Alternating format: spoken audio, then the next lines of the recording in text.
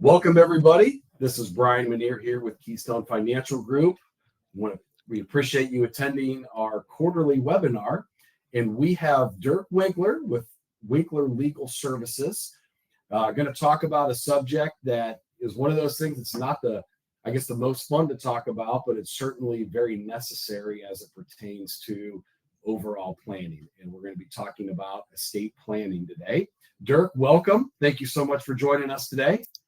Well, thank you, Brian. I appreciate being here. Absolutely. We're really interested in hearing what you have to say about the estate planning overview. And then at the end, if we have some time, we're going to ask some questions. We may even get some questions from some of the participants that are viewing this today. So with that, Dirk, I'm gonna hand it over to you and let you talk about estate planning. Thanks, Brian.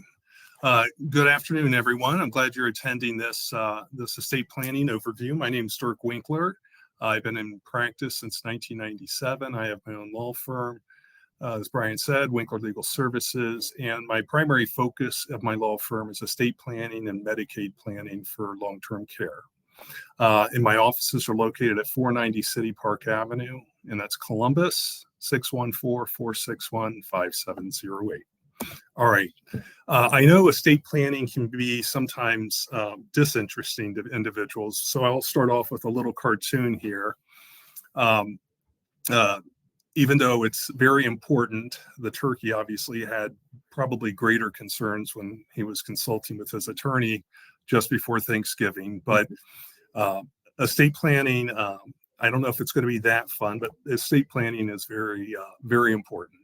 Now, before I get into estate planning and the documents and give you an overview of it, a lot of you may want to take a step back, and many of your assets can pass automatically at death. What I'm saying is there's bank accounts, retirement accounts, even your deed on your property can pass automatically at your death. And that doesn't require any probating or having to go to court in order to do so. So other assets, jointly owned assets with right of survivorship, that's usually the home. Transfer on death passes directly to the beneficiary. So bank accounts, certificates of deposit, payable on death beneficiaries, retirement accounts, life insurance policies, and then beneficiary designation, primary beneficiary, and contingent beneficiaries. And then you have automobiles. You can transfer an automobile automatically at your death. You just get an endorsement from the title agency in the county where you live. So there are other means of passing assets, and these are just an overview of what you can do outside of estate planning and so forth. We obviously incorporate all of these transfer techniques into our estate plans. So what is an estate plan? An estate plan is really just a set of documents that provide for your use and enjoyment of your assets during your lifetime. So if you were disabled during your lifetime, this would address how your assets would be managed, while also making sure that when you pass, your beneficiaries receive distributions of those assets. And you have complete control over how this is set up. A benefit of estate planning in some respects is it avoids probate as a priority. So probate courts, there's 88 of them in the state of Ohio. Every county has a probate court. Now, if you've ever had to go to probate court for anything, you'll realize it's not on your bucket list in life. So what we try to do is a needless expense. It's costly and is subject to significant delays. So as attorneys, estate planning attorneys, we generally try to create estate plans that avoid probate.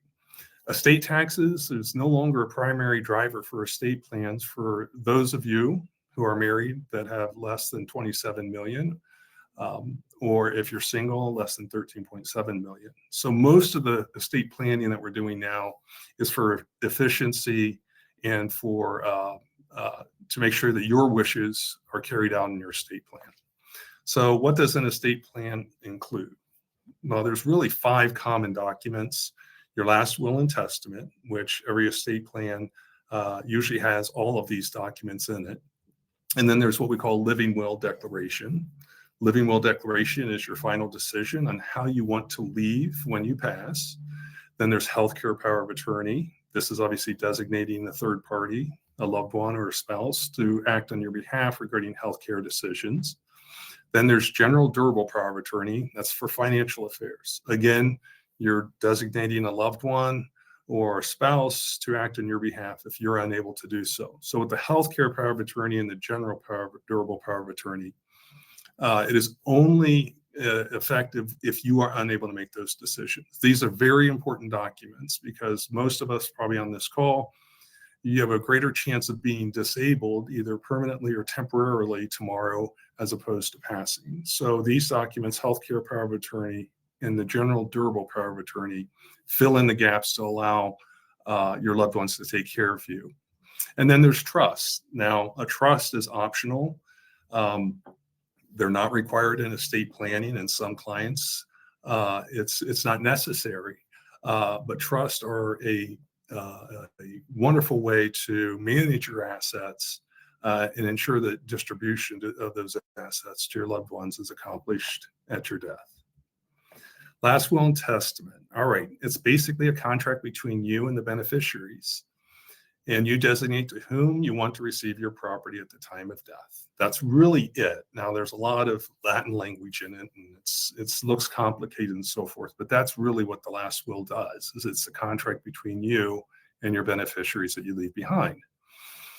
In order to be valid, a will must be submitted to probate court to become effective. It's not automatic, just the will itself. It has to be probated. Again, we try to avoid probate. It designates an executor, the fiduciary, the person that's going to administer your estate. This is the person that gathers all your assets and then administers it and makes distributions per the terms of your will. It sets forth who gets your assets and when. Intestate is when you die without a will. Now, we recommend always having a will because if you die intestate, you're automatically defaulting to the state's intestate statute. So in the state of Ohio, there's a statute that determines where the decedent's property will be distributed and when. In other words, you lose control, which we always like to maintain control when it comes to estate planning. Durable power of attorney. This is the financial one. This is one of the big documents. All the documents are important, but this is one of the big ones. Designate a trusted third party with authority to act on your behalf regarding your financial affairs.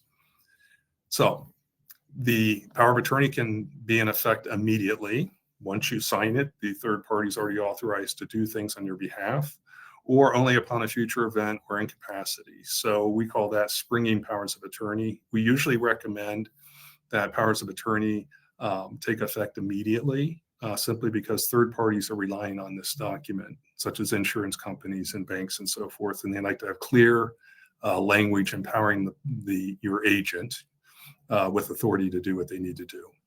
They can be very broad, which can apply to every aspect of your life as it relates to financial affairs, or limited in scope to selling a house or giving somebody permission or authorizing somebody a power of attorney to do a commercial transaction for you. So they can be broad or they can be specific.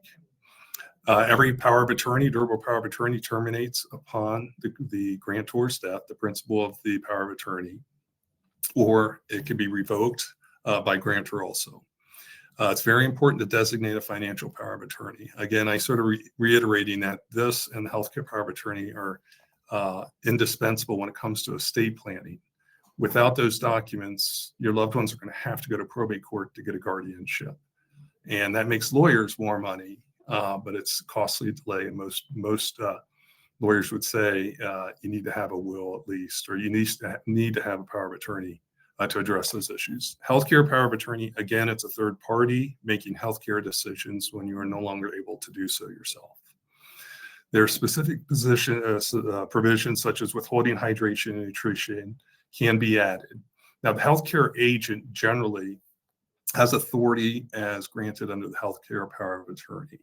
Most powers of attorney healthcare powers of attorney that our firm will write, do not have end of life term issues or powers. We have other documents that address that. But the healthcare power of attorney can consent to, when you're unable to make the decision, can consent to treatment, surgeries, and those kind of things when you're unable to make those decisions yourself. It's imperative that your healthcare power of attorney understands your wishes. So discuss your wishes with your loved ones. Make sure that the agent, your healthcare power of attorney, understands how you want to have healthcare administered to you if you have any certain preferences or specific wishes. It's very important to designate a healthcare POA. Again, this is a very valuable document because third parties, even spouses, are not empowered to make healthcare decisions in all circumstances. So the healthcare power of attorney and the financial power of attorney are very important documents in estate planning. The living will. So leave it to lawyers to call something a living will when it's dealing with your final decision, healthcare decision when you leave us. So it helps make a decision regarding continuation or cessation of life-sustaining care. Now, the benefit, it relieves your family members, if you make the decision today, it relieves your family members from the responsibility to make a difficult end-of-life decision. Now, health or living will adds dignity to the process. You still maintain control even till the end over how you want to leave. This decision is based on now a living will. What's going to happen is you're going to have a healthcare agent or healthcare power of attorney, but usually the doctors will come out and your treating physician and one other physician within a reasonable degree of medical certainty will give you a medical opinion. Now, under the law, there's two prongs to this. It's an either or. It's not, they both don't have to be appearing at the same time. But within a reasonable degree of medical certainty, your treating physician and one other physician believes, one, it is unlikely that you will ever regain cognitive function. And what that means is you're in a vegetative state, and it is their medical opinion that it is unlikely that you will ever regain capacity.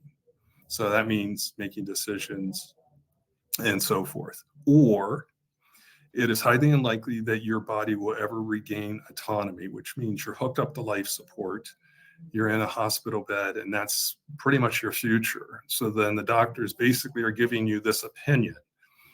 You, in the living will, you're stating that based off of this opinion, if either of those are true, I'm in a vegetative state, or I'm unable to sustain, my body's unable to sustain me other than through life support, that I would like to have all treatment cease. I'd like to be given pain medication and let me go and let natural causes take over.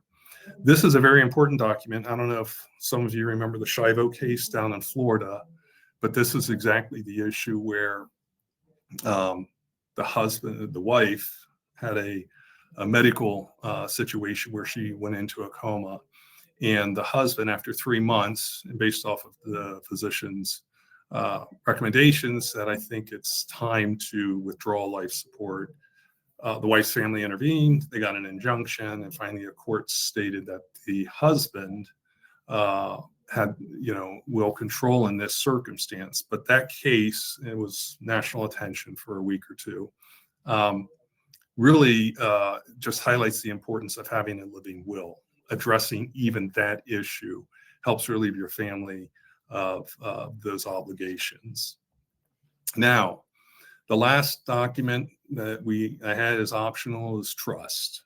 And trust is really similar to a will in this respect, but a trust is a contract between the grantor, that's the creator of the trust, and the beneficiaries. Those are the individuals that after the grantor passes, they will receive the assets. The trustee is a person that is appointed either by the grantor or at grantor's death. They're appointed in the trust document, but the trustee is the one who holds legal title to the trust property and has a legal obligation to manage and use the property for the benefit of the beneficiaries. So a trustee is really the administrator of the trust, and the trust will set out circumstances and instructions as to how the grantor will instruct how the trustee should administer the trust and what the grantor would prefer to happen with certain assets. Now, the benefit of using a trust is it avoids probate court process entirely, which saves money, and it protects assets from creditor claims. In Ohio, there's 6 months after you pass, a creditor of the decedent may file a claim in the probate court. And if they're successful in doing so, it starts to take money away from your beneficiaries and so forth. So We use trust as a means to administer an estate as opposed to a will going through probate. The trust would then own the assets and the trust terms will control.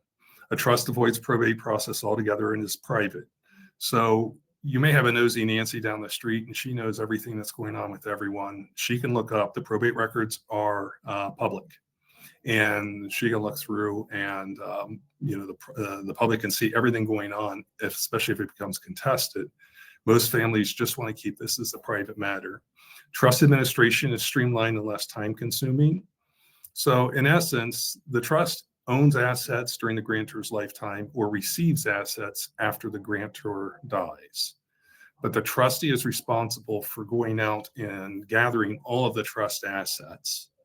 And once those assets are gathered, then the trustee refers to the trust terms on who gets what and what under what circumstances.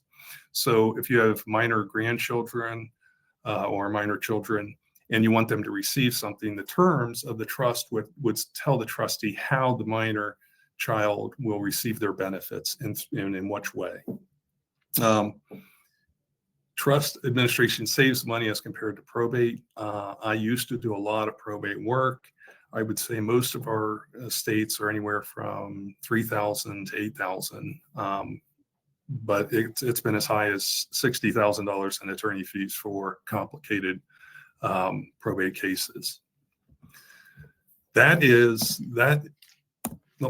go. Final thoughts. An effective estate plan helps you manage your assets during your lifetime while also transferring assets to loved ones upon your death. So it is used as a means to manage your care financially, how you want assets to be used for you and your spouse or you and your family during disability, and then also finally, how are they distributed after death?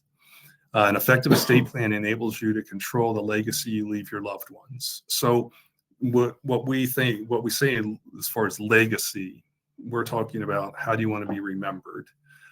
Some families have a strong calling to, let's say, missions work, and they want to make sure that everybody in their trust, that the trustee can pay money out to have them ensure that they continue their mission service because it's an important component of the family and you're promoting certain behaviors. But really, it comes down to whatever you want your legacy to be, I can, as long as I can put it in a clear English language that's understood by somebody after that's looking at this, that's all that I need. But I've had some creative clients, I'll tell you that. So, and then estate planning provides your loved ones clear, concise direction as to your wishes, no guessing. It's set out in writing, and a well thought out estate plan will make it clear what your wishes are and what you expect after your death. Dirk, those are so helpful. Got a couple questions that people have asked here. Okay. The first one is, where can I find a definition of what a DNR order includes? Well, a DNR order includes, so how I explain this to clients, a DNR order is obviously do not resuscitate. Most hospitals will have this available. A DNR, now the medical community is bound by medical ethics that they have to do whatever they can to make sure to revive somebody, to save somebody. DNRs, usually you can get those through the hospital. Our firm has DNRs also. We don't automatically include in healthcare powers of attorney because it is presumed that maintaining life is a paramount concern for our clients. But I do counsel my clients that if you are in the throes of a long-term illness and you get to a point where you're making that decision that I don't, if this isn't working or if I code or something, I don't want to go any further with it. That's where we counsel our clients so they make sure they understand that most surgeries you go into, you're not signing a DNR. It has to really be requested.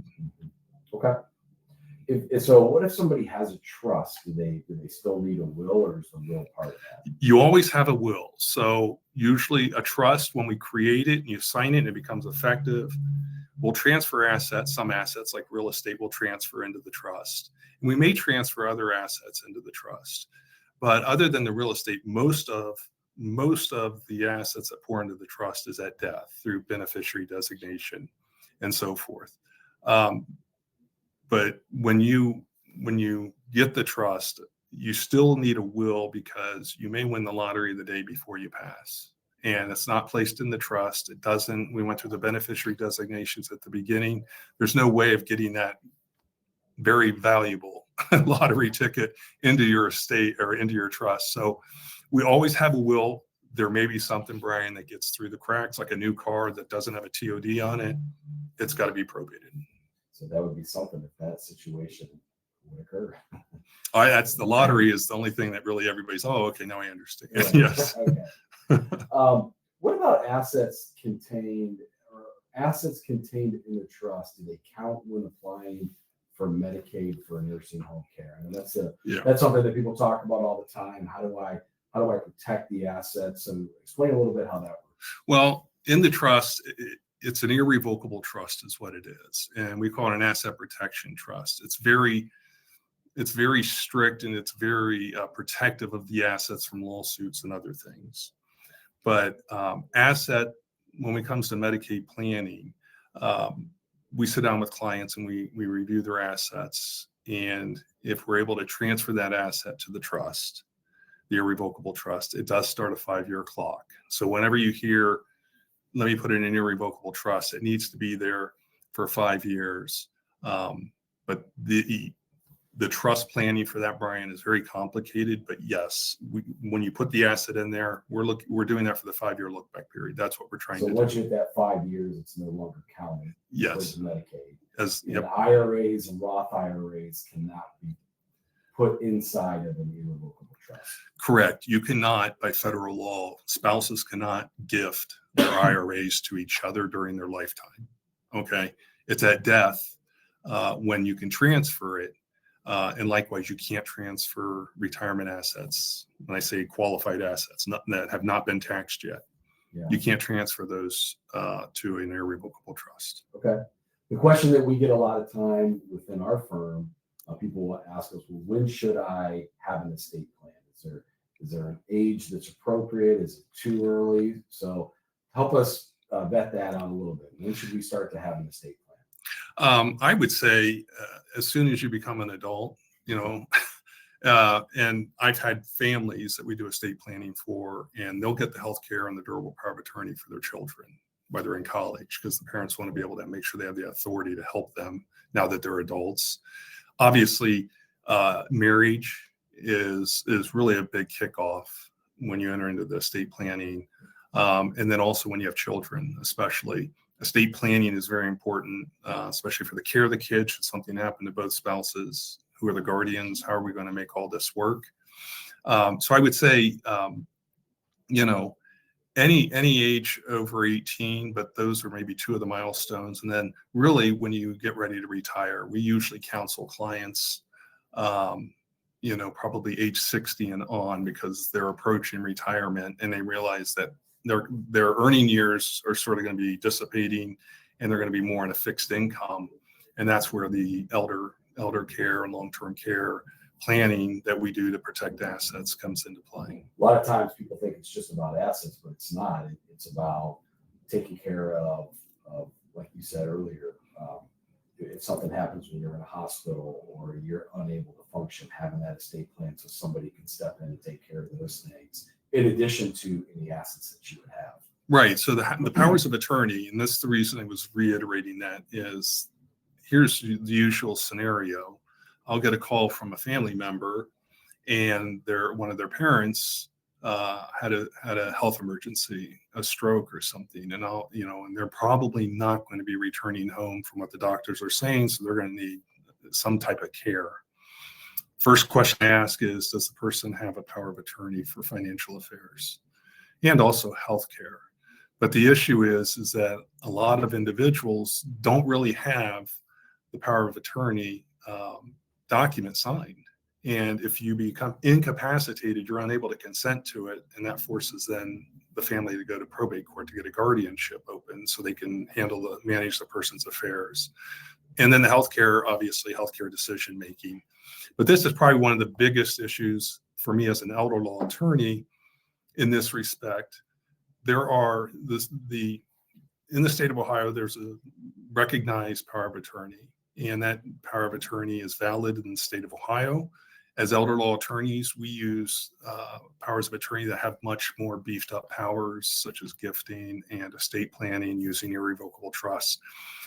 Because powers of attorney in the state of Ohio, there's a basic format for them, but if you want to add additional authority, you have to spell it out specifically. So elder law attorneys, we have a different set or different type of powers of attorney, and they're really geared towards, the last, in retirement. Hey, we need to make sure that everybody has the authority to be able to protect your assets while also getting you the care you need.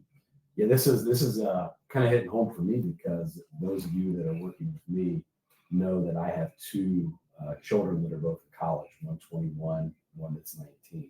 And really, they are of age now where they need to have some sort of estate plan, because if something happens to them and they want someone to step in as a power of attorney, there's nothing set up for them right now that they're adults, right? So really, even though that they're in college, they have very minimal assets, it's really appropriate even for them to have some sort of plan, correct? Correct. And I would definitely, at least a will, definitely have the powers of attorney, because that's probably the biggest thing.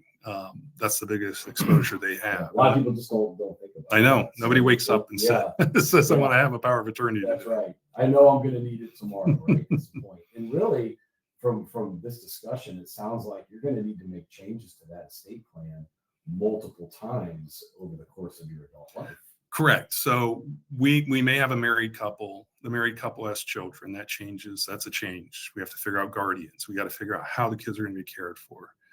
Then they're going to have grandchildren. Are the grandchildren healthy? Do we have disabled grandchildren? Do we have individuals that are going to need special estate planning techniques to help protect their assets? And then at retirement, that is a big one also. Is retirement. Most people sort of like the turkey, except it's not Thanksgiving, want to get with an attorney or an estate planning attorney and say, look, I need to make sure my affairs in order.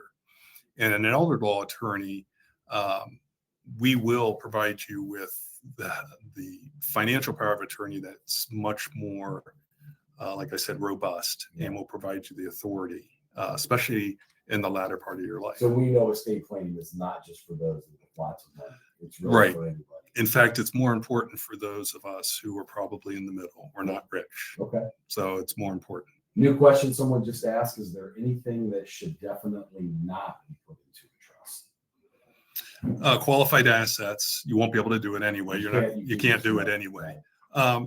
Generally, what we tell our clients is if we're planning on a 5-year look back, so we want to have assets, so they're age 60, by 65 in their retirement, they want to make sure everything's protected. We ask them to keep, hey, your in and out money, your spending money, your checking account money, we don't put that account in there. You keep those to live off of.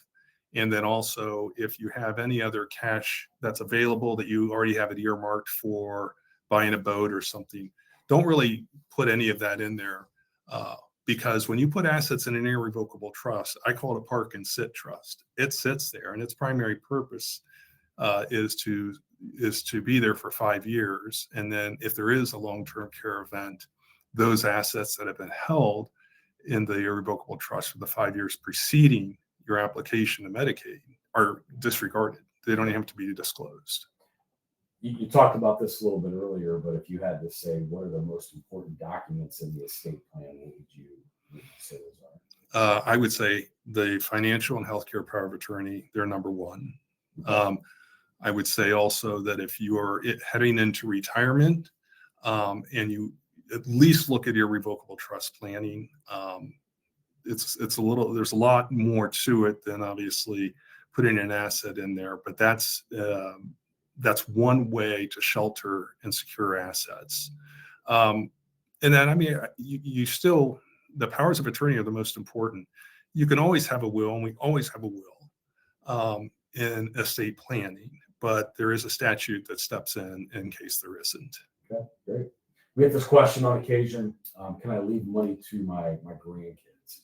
What are some of the things that someone would need to make sure, or want to make sure that they take care of if that is a goal or objective? Well, if it's a goal or objective, the issue is it's bypassing the generation before. If we get into significant assets, then there's going to be more context we're going to have to establish. But I've had grandparents leave money directly to their grandchildren. So the generation skipping transfer tax is a complicated statute. It's beyond this, but it would be something we would make sure that we comply with. But you have to be aware of that. Yeah, that generation exactly. skip tax. Yeah. That's something that they want to do. Yes. Okay. Why is it important, in your opinion, to avoid probate? Or do you think it's important? And if so, why? Is it because it's so timely? It just takes so much time. There's a lot of cost, public record. Anything else that you would say, or are those the big three as to, you want to try to avoid those if possible? As attorneys, we get frustrated with the probate process. And I mean, we provided probate services for our clients. I'm winding that portion of my practice down. It is because there's always a hiccup. There's something that goes awry in most estates. And I'm not saying earth shattering. It's just difficult. Okay, we have property that was never bequeathed 2 generations before that. The estate's now the owner of it, and we have to go back through and do those kind of things. But just generally, although the pursuant to statute, the probate code has a 6-month calendar: initial filing, accounting, and then final accounting. It doesn't occur that way. Life doesn't move that fast. You have a house to sell a lot of times. You have assets you have to dispose of. We have debts that we have to think about. The whole process is not necessary in order to transfer to your loved ones the assets. You don't have to go through the probate process if you have a well thought out trust that will manage your assets, and also you make sure you stay on top of your beneficiary designations for your assets. So if something changes or a beneficiary you've denoted as a beneficiary is no longer with us, you got to make sure you change those things so it reflects your wishes. Yeah. But a trust is probably the easiest way to bypass the probate process. Sure. We have a client here at Keystone that inherited some money from her deceased father and was really hoping to utilize that money as part of her income plan. And guess what? That money's tied up in probate right now. And so we had to make some other arrangements to help with that income plan. So we've seen that firsthand, how that can be timely. And like you said, just because that's a schedule of 6 months doesn't mean it's going to end up in your asset in 6 months. So we've seen firsthand how that can be very expensive and very cumbersome. Mm-hmm. Yeah, I mean, a full estate administration rarely is completed in 6 months. Yeah. I'm not saying it's impossible, but it's not the norm. Had somebody note here that it's highly recommended that an estate plan also include your wishes for burial, cremation, location, etc. Are those things that you would also recommend as part of the estate plan that you formally document? Yes, and that's part of the will that we always have. We always have what's your preference if you want to be buried, cremated, where, what are your instructions? And we set that out in the will itself. Now, to observe those instructions, you don't have to probate the will, but that's where the instructions are left.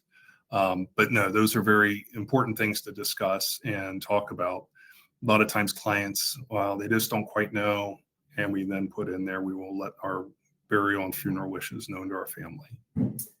Last thing before we wrap up, if there's anything that you can tell the audience as an attorney that you see and you would recommend, what would that be? When it comes to elder law, the sooner the better. The sooner you talk to an elder law attorney. So if you're in your 50s, late 50s, 60s, even if you don't want to pull the trigger at that point, get to know what the issues are, because as elder law attorneys, the biggest issue is Medicaid and federal laws are very complicated, and there's not a clear understanding in the public. Okay, this is what is necessary. So I would say get ahead of your retirement and contact an elder law attorney to discuss what are your options and how can you shelter and protect assets, because you've worked a lifetime for it. And this is the time you want to enjoy your property and so forth. But there's a way you can do that without having to, to dissipate your assets to get qualified for any health or nursing home care. Well, that's great, Dirk. We really appreciate you being with us today. For those of you that are on this. You can see Dirk's information on the screen.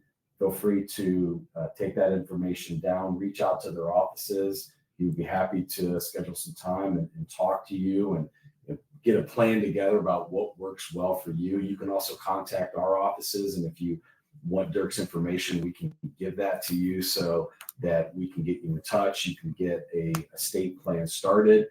Some of you that are attending today have already have a plan with Dirk and working with him. So he has helped many of our clients. Dirk, thank you so much for your time and sharing this information. And we look forward to continuing to work with you with help on these estate plans. All right. Thanks, Brian. All right. Take care, everybody. And we will see you next time.